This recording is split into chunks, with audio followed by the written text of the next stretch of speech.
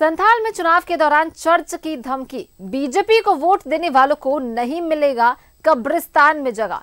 गुमला सिमडेगा के चर्चों से धार्मिक गुरुओं को संथाल के इलाकों में शिफ्ट किया गया। ईसाई और धर्म परिवर्तन करने वाले आदिवासियों को बताया जा रहा वोट समीकरण। चुनाव आयोग से इस पर संज्ञान लेने की अपील की गई है। और ये बड़ा मामला देखिए, चुनाव के बीच में जहां वोट में धर्म की राजनीति घुसाई जा रही है, चर्च से ऐलान किया जा रहा है कि इंडिया अलायंस के प्रत्याशियों को वोट नहीं देने वालों को मरने के बाद दफन करने के लिए कब्रिस्तान में जमीन नहीं दी जाएगी। इस तरह से वोटर्स को मैनिपुलेट करने की कोशिश, धर्म की राजनीति यहां पे खेली जा रही है।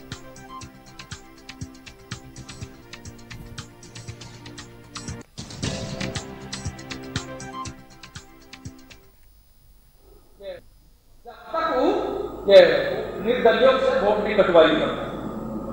भाजपा तो समाज में पकड़ रखने वालों को ही निर्दलीय उठाती है। समाज में जो थोड़ा जो प्रभाव रखता है उसी को क्या करती है, चुन चुन करके उठाती है, पैसा दे करके निर्दलीय उठाओ, खड़ा हो जाइए बोलती है। जब तक वो ये निर्दलियों से वोट नहीं कटवाई करता। भाजपा तो समाज में पकड़ रखने वालों को ही निर्दलीय उठाती है। समाज में जो थोड़ा जो प्रभाव रखता है उसी को क्या करती है, चुन चुन करके उठाती है, पैसा दे करके निर्दलीय उठाओ, खड़ा हो जाइए बोलती है। जब तक वो ये निर्दलियों से वोट नहीं कटवाई करता। भाजपा तो समाज में पकड़ रखने वालों को ही निर्दलीय उठाती है। समाज में जो थोड़ा जो प्रभाव रखता है उसी को क्या करती है, चुन चुन करके उठाती है, पैसा दे करके निर्दलीय उठाओ, खड़ा हो जाइए बोलती है। जब तक वो ये निर्दलियों से वोट नहीं कटवाई करता। भाजपा तो समाज में पकड़ रखने वालों को ही निर्दलीय उठाती है। समाज में जो थोड़ा जो प्रभाव रखता है उसी को क्या करती है, चुन चुन करके उठाती है, पैसा दे करके निर्दलीय उठाओ, खड़ा हो जाइए बोलती है। जब तक वो ये निर्दलियों से वोट नहीं कटवाई करता। भाजपा तो समाज में पकड़ रखने। और सहयोगी अजय लाल हमारे साथ जुड़ चुके हैं गोड्डा से, सीधा उनका रुख कर लेते हैं। अजय, ये बड़ा मामला सामने आ रहा है जहां वोट में धर्म की राजनीति देखी जा रही। कोई भी धर्म अजय गलत राह पर चलना नहीं सिखाता, कोई भी धर्म किसी पार्टी का नहीं होता, लेकिन यहाँ पर धर्म गुरु ऐलान करते हैं कि अगर आप इंडी अलायंस को वोट नहीं देते हैं तो आपको कब्रिस्तान में मरने के बाद दफन करने के लिए जमीन नहीं मिलेगी। क्या मामला है? अभी तक इस पर चुनाव आयोग ने संज्ञान लिया है या नहीं लिया? आगे क्या कुछ होने वाला है?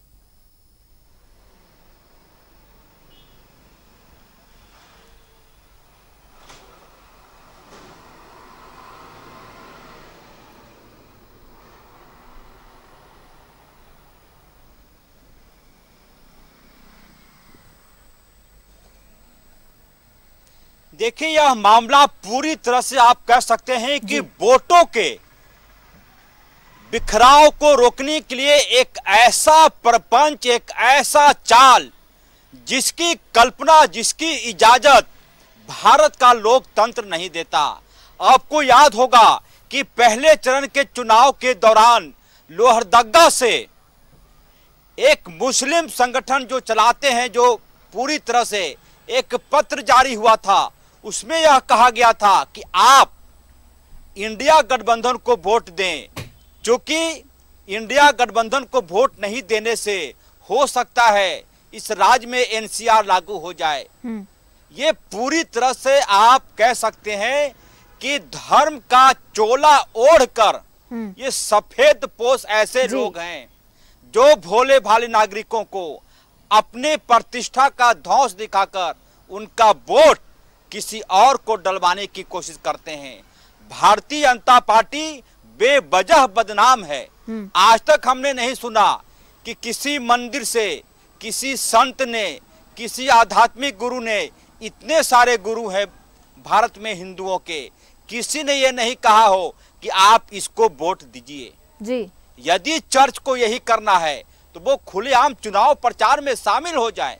वो कहे कि हम INDIA के प्रचारक हैं, हमको कांग्रेस के लिए काम करना है, हमें झारखंड मुक्ति मोर्चा के लिए काम करना है, हमको RJD के लिए काम करना है।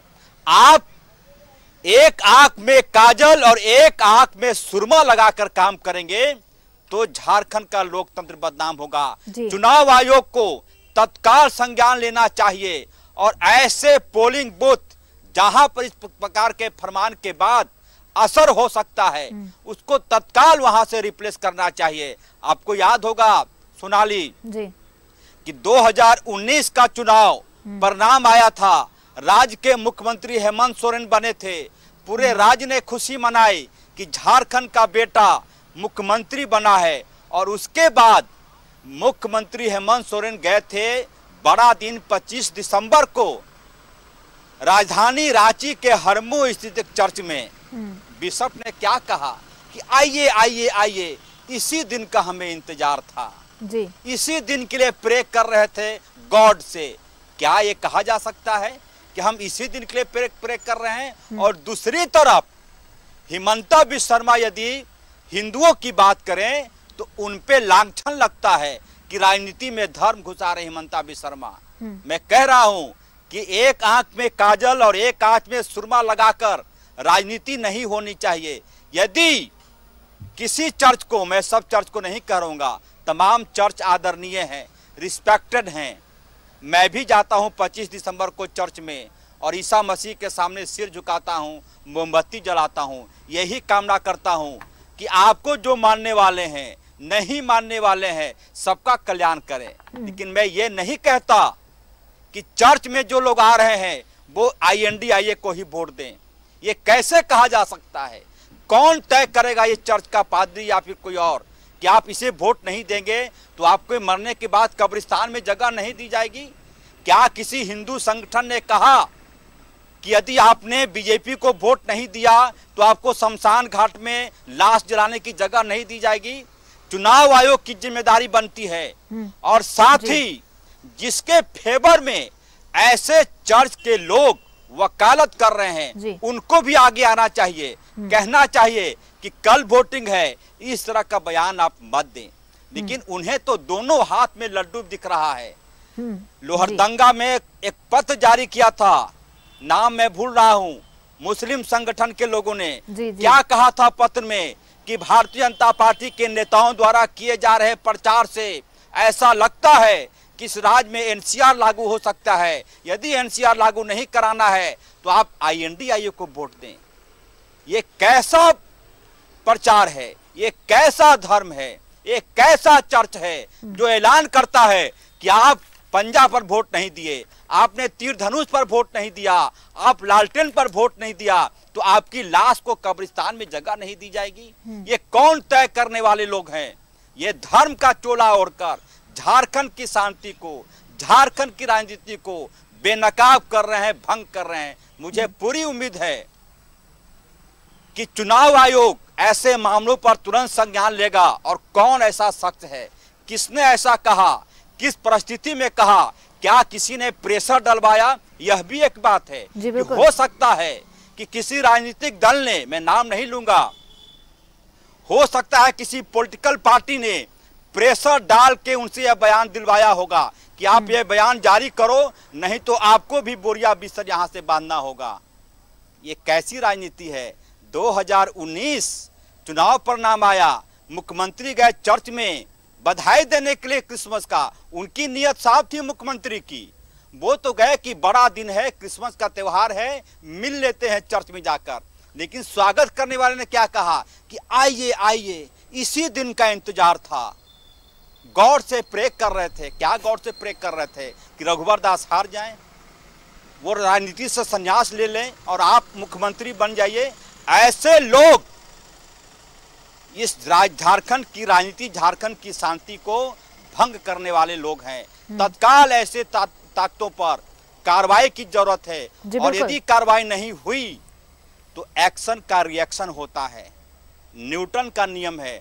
दूसरी तरफ से यदि कोई आवाज आने लगी तो क्या होगा आप अंदाजा लगा सकते हैं। लिहाजा वक्त रहते चर्च में जिस किसी ने ऐसा बयान जारी किया है तत्काल उन्हें माफी मांगने की जरूरत है कि हमने कहा, हम पर प्रेशर था, दबाव था, हमने ऐसा बयान दे दिया, हमको वोट से कोई मतलब नहीं है, जिसका जहां मन करे वोट दीजिए, कोई दबाव नहीं। मरने के बाद कब्रिस्तान में जाएंगे कि शमशान घाट में जाएंगे, कौन जानता है कौन कितना दिन तक जीवित है। मुझे लगता है कि चुनाव आयोग का जो तंत्र है, जो ऑब्जर्वर आए हैं विभिन्न राज्यों के IPS IAS अधिकारी, तत्काल ऐसे लोगों को चिन्हित करे।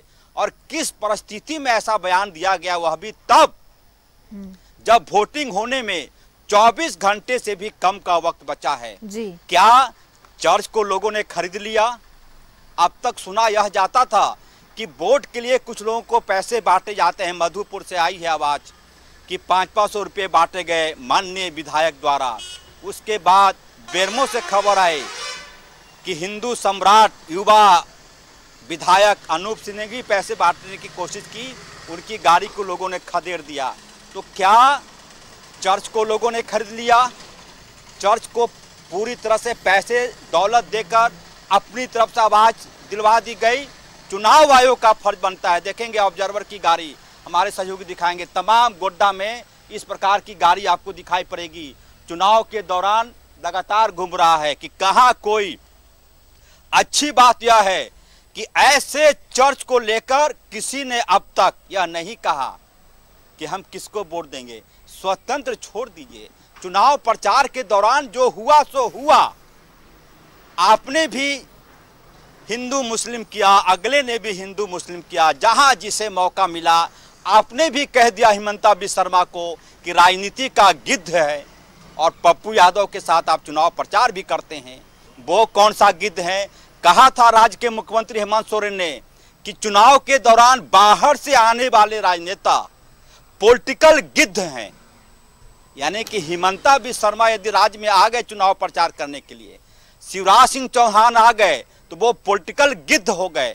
आपने पप्पू यादव को बुलाया, अखिलेश सिंह को बुलाया, क्या वो पॉलिटिकल गिद्ध की श्रेणी में आते हैं? चलिए माफ कीजिए, चुनाव प्रचार के दौरान ऐसा होता है, लेकिन शाम 5 बजे के बाद लोगों को छोड़ दीजिए वोट डालने के लिए। जिस पर जिसकी इच्छा है वोट डालेगा, जिसको सरकार बनानी है बनाने दीजिए।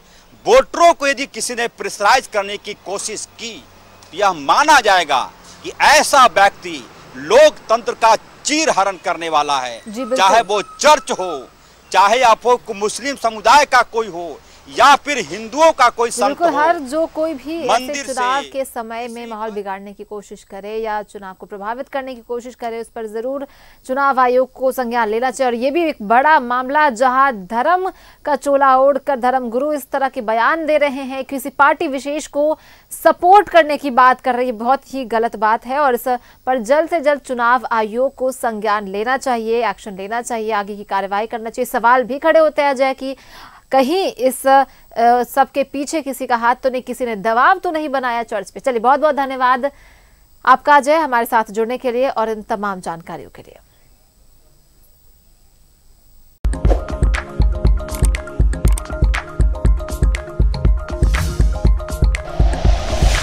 Like and share videos, subscribe करें हमारा चैनल और प्रेस करें बेल आइकॉन। News 11 भारत, सच है तो दिखेगा।